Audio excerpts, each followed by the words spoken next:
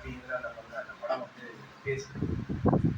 படம் பார்த்துக்கிட்டே இருக்க ஒரு சில இடங்கள் எல்லாம் எனக்கு வந்து ரொம்ப கண்ணீர் வந்துருச்சு. ஏன்னா வந்து இந்த பெஸ்ட் ரியல் சினிமா அந்த வரிசையில வந்து நம்ம வந்து பராரியை வந்து சொல்லலாம். பெஸ்ட் ரியல் சினிமா அது எந்த இதுவுமே புரியும் இல்லை, எல்லாமே இப்ப நடந்துகிட்டு இருக்கு.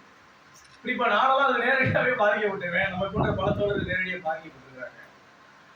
அரசு எப்படி ஆடசாதிக்காரர்களுக்கு வந்து துணை போட்டிருது. ஒரு சின்ன தண்ணி தொட்டி திறக்கிறதுல இருந்து குறைந்த மக்கள் இருக்கிறதுக்கு 5 நாள் திறந்து விடுவாங்க, அதிக மக்கள் இருக்கிறது 2 நாள் தான் அப்படிம்பாரு. என்னன்னு கேட்டா அது அரசு அதிகாரத்தெல்லாம் எதிர்த்து பேசக்கூடாது. நீங்க அரசு அதிகாரத்தெல்லாம் நீங்க வந்து எதிர்த்து பேசக்கூடாது.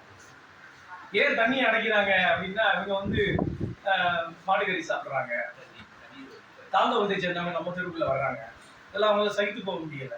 நம்ம கிட்ட நம்ம தோட்டத்தில் வேலை பார்த்துட்டு நம்மளே எதிர்த்து பேசுறாங்க, வழியா கொடுக்க மாட்டாங்க. இந்த மாதிரியான ஒரு அடிப்படைவாத சிந்தனையில அவங்க அந்த அந்த மக்கள் வந்து காட்டப்படுவாங்க.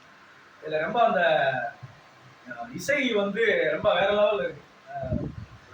ஆமா, சீன் கோல்டன் சார் பண்ணது எல்லா பாட்டுமே ரொம்ப பிரமாதமா இருக்கு. படத்தினுடைய பின்னணி இசையா இருக்கட்டும், காட்சிப்படுத்துதலா இருக்கட்டும், எல்லாமே வந்து ரொம்ப அற்புதமா வந்து இருக்குது. ஒடுக்கப்பட்ட மக்கள் பகுதியை வந்து குடிசையை வச்சு கொளுத்திடுவோம், அப்பதான் அவங்க கொட்டமா அடங்கும் என்று அவங்க பேசுவாங்க. அப்ப அவர் படிச்சவனை வந்து காட்டுவாங்க, சார் காட்டுவாரு. படிச்சவன்கிட்ட கேட்போம், அவன் வந்து என்ன சொல்றான்னு பார்ப்பான் அப்படின்னு. அவன் வந்து என்ன சொல்லுவான், அவனுக்கு எது ஆதாரம், நீர் தானே ஆதாரம், முதல்ல நீர் அடைங்க, தண்ணி தொட்டி அடைங்க, தண்ணீர்